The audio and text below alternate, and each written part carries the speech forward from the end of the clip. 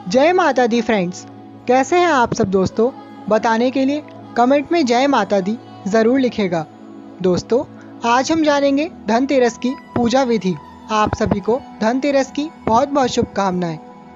आशा है आप सभी बहुत ही सुखी व स्वस्थ होंगे और आज की पूजा करके हम और भी सुखी और स्वस्थ होने वाले हैं, क्योंकि आज हम पूजा करेंगे आयुर्वेद के देवता धन्वंतरी जी की। साथ ही साथ पूजा का महत्व जानते चलेंगे।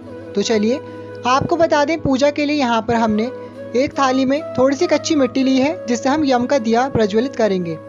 एक लोटे में जल लिया है, क्योंकि आज हम यम देवता की भी पूजा करेंगे।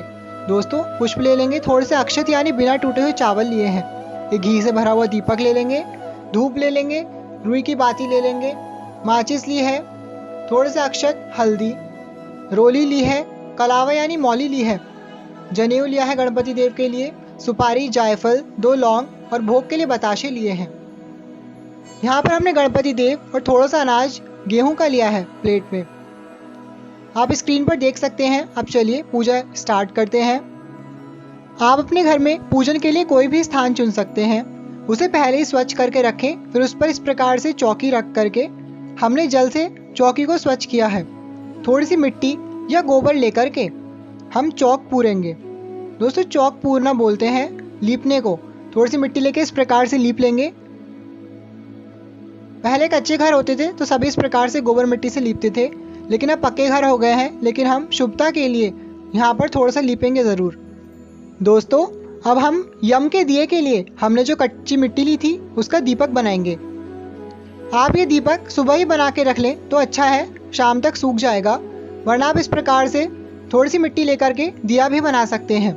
अगर आपके मार्केट में कच्ची मिट्टी का दिया मिलता है तो आप वो भी ले सकते हैं, क्योंकि आज के दिन कच्ची मिट्टी का दिया ही यम के दिए के रूप में पूजा जाता है। शुभ रहेगा अपने घर की मिट्टी लेकर के ही दिया बनाएं। सबके घर में कोई ना कोई पौधा अवश्य होता है, तुलसी इत्यादि का तो होता ही है। तो आप उसमें से थोड़ी मिट्टी लेकर के इस प्रकार से दीपक दिन में बना के भी रख सकते हैं, ताकि वो शाम तक सूख जाए। अब सबसे पहले हम प्रथम पूज्य विघ्नहर्ता गणेश जी का पूजन करने के लिए थोड़े से अक्षत यानी बिना टूटे हुए चावल चौकी पर स्थापित करेंगे और उसके बाद अपने गणेश जी की प्रतिमा को स्थापित करेंगे। दोस्तों, किसी भी पूजा में हम आपको बताते हैं कि सबसे पहले गणेश जी का पूजन आवश्यक होता है। गणेश जी को स्थापित करने के बाद हम यहाँ पर हमने जो घी से भरा हुआ दीपक लिया था उसे प्रज्वलित करेंगे। दोस्तों, ये दीपक हम केवल धूप दीप दर्शाने के उद्देश्य से ही जला रहे हैं। इसका पूजन यम के दिए के रूप में नहीं करेंगे। यम का दिया सरसों के तेल का जलाएंगे। इस प्रकार से दीप प्रज्वलित करने के बाद हम धूप जला लेंगे। दोस्तों, कार्तिक मास के कृष्ण पक्ष की त्रयोदशी को हम धनतेरस का पर्व मनाते हैं। आपको बता दें कि ये जो भी हम पूजा करेंगे ये हम शाम को दिन छिपने के बाद ही करेंगे, तभी यम का दिया भी जलाया जाता है। ऐसी मान्यता है कि आज के दिन भगवान धन्वंतरी, जो कि विष्णु भगवान के अवतार माने जाते हैं, समुद्र मंथन से अमृत का सोने का कलश लेकर के प्रकट हुए थे। इसलिए आज के दिन सोने चांदी के बर्तन खरीदने की परंपरा भी आती है। तो चलिए अब हम अपने गणपति देव का पूजन आरंभ करते हैं। रोली, सिंदूर इत्यादि से गणेश जी को इस प्रकार से तिलक करेंगे, उन्हें हल्दी चढ़ाएंगे। दोस्तों, अगर आप जानना चाहते हैं कि धनतेरस के दिन क्या खरीदें और क्या ना खरीदें, इसका वीडियो हम डिस्क्रिप्शन बॉक्स में लिंक में दे देंगे, आप उसे ज़रूर देख लीजिएगा। फिर गणेश जी को थोड़े से अक्षत अर्पित करें। दोस्तों, अगर आपके पास गणपति देव के वस्त्र इत्यादि रेडीमेड हैं आपकी मूर्ति के अकॉर्डिंग, तो आप वो वस्त्र पहनाएं। वरना थोड़ा सा मौली लेकर के उससे वस्त्र का भाव करते हुए पहना सकते हैं। और गणेश जी को सफ़ेद रंग का जनेऊ अवश्य अर्पित करें। जनेऊ मार्केट में भी मिल जाता है, या फिर आप कच्चा सूत लेकर के उसे 7 बार लपेटकर जनेऊ बना करके गणेश जी को पहनाएं। और फिर हमने यहाँ पर देखिए मौली से वस्त्र का भाव करते हुए गणेश जी को वस्त्र पहनाया है। दोस्तों, अगर आपके पास गणेश जी की प्रतिमा नहीं है तो आप इस प्रकार से एक सुपारी लेकर उस पर मौली यानी कलावा लपेटकर गणपति देव का भाव भी कर सकते हैं। जितने भी पुरुष देवता होते हैं उन सभी को हम सुपारी पर मौली लपेट करके उनका पूजन कर सकते हैं, जैसे हम अभी धन्वंतरी जी का और भगवान कुबेर का करेंगे। इस प्रकार से हम गणेश जी को अपने जो दूसरे बनाए हैं उन्हें भी स्थापित कर लेंगे। आपको ये करने की नीड नहीं है, लेकिन हमने आपको बता दिया है दोनों तरीके से। आपके पास यदि प्रतिमा है तो आप उनका पूजन करें, या फिर इस प्रकार से बना के इन गणेश जी का पूजन करें। इनका भी हमने रोली, मौली इत्यादि से पूजन किया है। फिर हम गणेश जी को पुष्प अर्पित करेंगे और पुष्प अर्पित करने के बाद गणेश जी की सबसे प्रिय वस्तु जो कि दुर्वा घास है, दुर्वा घास चढ़ाएंगे। दोस्तों, अगर आपके पास भोग के लिए कोई मिठाई इत्यादि आपने बनाई है तो उसका भोग भी लगा सकते हैं, वरना आप सिंपल पूजा करना चाहते हैं तो बताशे का भोग लगाएं, या फिर आप शक्कर इत्यादि से भी भोग लगा सकते हैं। पूजन करते हुए बोले ओम गंगणपते नमः, ओम गंगणपते नमः, या फिर सिंपल गणेश जी की जय हो। इस प्रकार से पूजन करने के बाद हम गणेश जी को पान यानी तांबुल चढ़ाएंगे। बोलेंगे तांबुल समर्पयामि, इस पर सुपारी, लौंग और जायफल रख करके हमने पान अर्पित किया है। ओम वक्रतुंड महाकाय सूर्यकोटि समप्रभा निर्विघ्नं कुरु मे देव सर्व कार्येषु सर्वदा। आप चाहे तो इस मंत्र का प्रयोग करके भी पूजा कर सकते हैं। फिर गणपति देव को धूप दीप दर्शा करके हमने गणेश जी की पंचोपचार पूजा कंप्लीट कर ली है। फिर गणेश जी से हाथ जोड़ करके प्रार्थना करें और उनका आवाहन करें कि वह हमारी पूजा स्वीकार करें, निर्विघ्नता पूर्वक हमारे जीवन की सभी कठिनाइयों को दूर करें और हमारी पूजा को सफल बनाएं। दोस्तों, देखिए आप पास से देख सकते हैं हमने गणेश जी का पूजन कर लिया है। अब बारी है भगवान धन्वंतरी की, जिनका आज धनतेरस के दिन जन्मदिन मनाया जाता है। ये देवताओं के चिकित्सक और वैद्य माने जाते हैं, औषधि और आयुर्वेद के जनक हैं, इसलिए आज के दिन हम इनका पूजन अवश्य करते हैं। इस प्रकार से मैंने यहाँ पर एक सिकोरे में थोड़े से अक्षत लेकर के उस पर मौली के धन्वंतरी जी बना करके उन्हें स्थापित किया है। अब उनका भी हम रोली इत्यादि से तिलक करेंगे और उनका पूजन करेंगे। दोस्तों, आपने कथा सुनी होगी कि अमृत की प्राप्ति के लिए देवताओं और असुरों ने साथ मिलकर के अमृत मंथन किया था, जिसके फलस्वरूप भगवान विष्णु ने धन्वंतरी जी का अवतार लेकर के समुद्र मंथन से प्रकट हुए और उनके हाथ में एक सोने का कलश था जिसमें अमृत भरा हुआ था। वो अमृत सभी प्रकार की दिव्य औषधियों से संपन्न था। फिर हम धन्वंतरी जी को पुष्प अर्पित करेंगे। और दोस्तों, क्योंकि धन्वंतरी जी आयुर्वेद के देवता हैं, इसलिए उन्हें कुछ औषधियाँ भी अर्पित करेंगे। यहाँ पर औषधि में मैंने तुलसी के पत्र और गिलोय का पत्ता लिया है।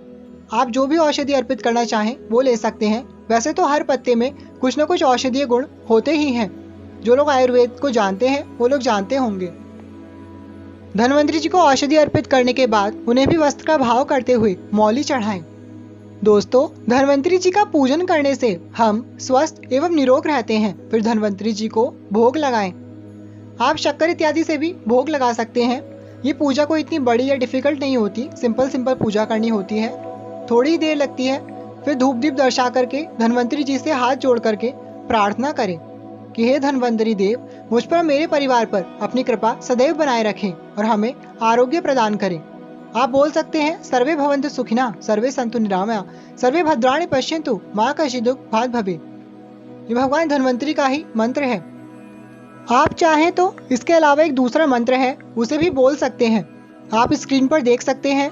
सत्यम च येन निरतम रोगम विधूतम अन्वेषित च सविधिम आरोग्यमस्य गूढ़म निगूढ़म औषधीय रूपम धन्वंतरिम च सततम प्रणमामि नित्यम।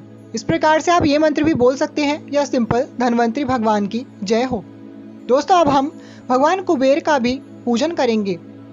इस प्रकार से मैंने एक छोटे से दीपक में अक्षत लेकर के सुपारी पर मौली लपेट करके यहाँ कुबेर भगवान का भाव किया है। दोस्तों, इस ब्रह्मांड में ईश्वर के बनाए कई प्रकार के प्राणी हैं। यक्ष, गंधर्व, नाग, किन्नर, अप्सराएं, देवता एवं असुर। उनमें से कुबेर यक्ष की श्रेणी में आते हैं। भगवान शिव के अपार भक्त होने के कारण ही इन्हें देवताओं का कोषाध्यक्ष होने का अधिकार मिला, जिसके कारण इन्हें हम देवता मान करके पूजते हैं। इनका भी हम रोली इत्यादि से तिलक करके पुष्प चढ़ा करके पूजन करेंगे। दोस्तों, माँ लक्ष्मी धन प्रदान करती हैं, धन की देवी हैं, और आप ऐसा समझ सकते हैं कि ये माँ लक्ष्मी के सेक्रेटरी हैं। जो भी धन होता है उसका हिसाब किताब कुबेर जी रखते हैं। आज के दिन इनका भी जन्म मनाया जाता है, इसलिए इनकी पूजा करना भी आवश्यक होता है। इस प्रकार से भोग लगाइए और इनका पूजन करेंगे, फिर धूप दीप दर्शाएंगे। आप इस स्क्रीन पर कुबेर देवता का मंत्र भी देख सकते हैं। ओम यक्षाय कुबेराय वैश्रवणाय धन धान्याधिपतये धन धान्य समृद्धि में देहि दापय स्वाहा, या फिर ओम कुबेराय यक्षाय नमः बोलकर भी पूजन कर सकते हैं। दोस्तों, इन तीनों देवताओं का पूजन हमें धनतेरस से लेकर दिवाली तक प्रतिदिन करना है, लेकिन यम का दिया सिर्फ आज के दिन ही जलाएंगे। तो चलिए, अब बारी है यम का दिया प्रज्वलित करने की। आप चाहे तो पंचगव्य का दीपक भी प्रयोग कर सकते हैं। वो दीपक पूरा जल जाता है और प्रदूषण भी उससे कम होता है, अपितु वातावरण स्वच्छ एवं निर्मल हो जाता है। या फिर आप हमने जो मिट्टी का दिया बनाया था उसी का पूजन करेंगे। इस प्रकार से थोड़ा सा अनाज रख के हम उस दीपक को स्थापित करते हैं। आप चावल या गेहूं ले सकते हैं अनाज में, या और भी कोई अनाज लेना चाहें तो ले सकते हैं। फिर उस पर हम अपने दिए को रखेंगे। उसमें सरसों का तेल और रुई की बाती लगाते हैं। दोस्तों, ये दिया सरसों के तेल, जो कड़वा तेल होता है, उससे प्रज्वलित किया जाता है। यमराज का दिया है, इसलिए यमराज की दिशा दक्षिण दिशा की ओर मुख करके प्रज्वलित करना है। हमारे यहाँ दक्षिण दिशा इधर की तरफ है, तो देखिए दीपक का मुख हमने इधर की तरफ रखा है, इधर दक्षिण दिशा है। इस प्रकार से दीपक प्रज्वलित करने के बाद हमें इस दीपक का भी पूजन करना है। इस दीपक में आप चाहें तो एक कौड़ी भी डाल सकते हैं, जो लक्ष्मी कौड़ी होती है पीले रंग की, उस कौड़ी को इसमें डाल दें। फिर इसके बाद हम बताएंगे कि आपको इस कौड़ी को किस प्रकार से प्रयोग करना है अपने धन धान्य की वृद्धि के लिए। आप चाहे तो इस कौड़ी के स्थान पर आप 1 रुपए का सिक्का भी डाल सकते हैं, अगर आपके पास कौड़ी नहीं है तो। फिर दीपक का पूजन करने के लिए भी हम दीपक को मौली से वस्त्र का भाव करते हुए कलावा चढ़ाएंगे और तिलक इत्यादि से रोली के छींटे देके या तिलक लगा करके पूजन करेंगे और फिर अक्षत चढ़ाएंगे। दोस्तों, यमराज का पूजन करने से हमारी कुंडली में काल सर्प इत्यादि जो भी अकाल मृत्यु के दोष होते हैं, वो सभी दोष दूर हो जाते हैं और कभी भी हम पर और हमारे परिवार पर अकाल मृत्यु का साया नहीं मंडराता। दोस्तों, हमने जो पीछे 3 देवताओं का पूजन किया था, उसे कोई भी एक सदस्य भी कर सकता है, किंतु यम के दिए का पूजन परिवार के सभी सदस्यों को करना चाहिए। फिर यम के दिए को भी पुष्प अर्पित करें, फिर भोग लगाएं और फिर धूप दीप दर्शाएं। दोस्तों, पंचोपचार पूजा में रौली, मोली, तिलक, अक्षत, धूप दीप और नैवेद्य का विधान आता है। इसलिए जो हमने पहले दीपक जलाया था घी का, वो इसी उद्देश्य से जलाया था ताकि हम यम के दिए को भी धूप दीप दर्शा के पूजन कर सकें। उस दिए का और दूसरा कोई प्रयोजन नहीं था। इस दिए का हमें सिर्फ पूजन करना है और फिर पूजन करने के बाद इसे हम अपने मुख्य द्वार पर रखेंगे। दोस्तों, आप स्क्रीन पर मंत्र देख सकते हैं। आप यमराज के इस मंत्र को भी बोल सकते हैं। मृत्युना पाशहस्तेन कालेन भार्यया सह त्रयोदश्याम दीपदानात् सूर्यजः प्रिय तामिति ओम यमाय नमः। या फिर सिंपल ओम यमाय नमः बोलकर भी यमराज का इस प्रकार से आप पूजन कर सकते हैं। दोस्तों, ये हमारा पूजन हो गया है। इसे करने के बाद आप क्षमा प्रार्थना करें और आपको बता दें कि पूजन करने के बाद आपको आज के दिन माँ लक्ष्मी के आगे भी एक घी का दीपक अवश्य जलाना चाहिए। दोस्तों, अगर आप हमारे चैनल पर नए हैं तो प्लीज़ चैनल को ज़रूर सब्सक्राइब कीजिएगा, क्योंकि हम आपके लिए इसी प्रकार से व्रत त्योहार से जुड़ी जानकारी और पूजा खुद करके दिखाते हैं। तो देखिए, अब इसके बाद यहाँ पर हमने जो प्लेट पे अनाज लिया था, हमने आपको स्टार्टिंग में दिखाया था, गेहूँ लिया यहाँ पर, उसमें हम ये दीपक रख करके दक्षिण दिशा की ओर मुख करके अपने घर के मुख्य द्वार पर रख देंगे। ध्यान रहे, दीपक को जब शांत हो रहा होगा तब आपको दर्शन नहीं करने हैं दीपक के। हमने इसमें जो गेहूं रखा है या जो भी अनाज रखेंगे वो हम बाद में किसी को भी दान कर देंगे। और दीपक जलने के बाद इसे घर में नहीं लाना, बल्कि बाहर ही फेंक देना है। इसमें जो कौड़ी या सिक्का आपने रखा था उसे अपने धन के स्थान पर रखेंगे। ऐसा करने से भी माना जाता है माँ लक्ष्मी की कृपा बरसती है और सदैव अन्न धन के भंडार भरे रहते हैं। आज के दिन आपको 13 दीपक और जलाने चाहिए तेल के, और इन दीपकों को अपने घर के जितने भी मुख्य स्थान हैं, जैसे कि मुख्य द्वार हो गया, रसोई घर हो गया, चूल्हे के पास, मंदिर में हो गया, आपका आंगन, छत, बालकनी और धन रखने का स्थान, जहाँ पर आप पानी पीते हैं, पानी रखते हैं, नल इत्यादि, वहाँ पर, और जितने भी मुख्य स्थान हैं अपने घर के, वो 13 दीपक जरूर हर स्थान में जलाएं। इस प्रकार से करना भी अपने आप में एक महा उपाय होता है, जिसे करने से आपके घर में अन्न धन के भंडार सदैव भरे रहते हैं। दोस्तों, ये ज़रूरी बातें अगर आपको अच्छी लगी हैं तो वीडियो को ज़रूर लाइक कीजिएगा। सबकी मदद करनी चाहिए, अच्छी बातें सबसे शेयर करें। आपको ये पूजन करने के बाद हमने बताया कि इन त्रिदेवों का आपको दिवाली तक पूजन करना है। उसके अगले दिन ही अपनी चौकी हटाएं, जो भी सामान है उसे हटाकर यथास्थान रख दीजिए। दोस्तों, अपने परिवार को बढ़ता देख हमें बहुत प्रसन्नता होती है और प्रेरणा मिलती है। इसलिए अगर आप पहली बार हमारे चैनल पर आए हैं तो प्लीज सब्सक्राइब किए बिना बिल्कुल भी मत जाइएगा। आप सभी से हमारा निवेदन है कि माता रानी के इस प्यारे से परिवार का हिस्सा जरूर बने। आपका एक फ्री का सब्सक्राइब हमारे लिए बहुत मायने रखता है। अब मिलेंगे अगली वीडियो में। अगर आपके मन में पूजा से संबंधित कोई भी शंका या प्रश्न है तो कमेंट में हमसे निसंकोच पूछ लीजिएगा। दोस्तों, और भी ऐसे बहुत से उपाय हैं जिन्हें करके हम लक्ष्मी माता की कृपा प्राप्त कर सकते हैं और अपनी धन से संबंधित समस्याओं को दूर कर सकते हैं। जानने के लिए हमसे जुड़े रहिएगा। अब मिलेंगे अगली वीडियो में और भी अद्भुत जानकारी के साथ। तब तक के लिए thank you all, love you all, जय माता दी।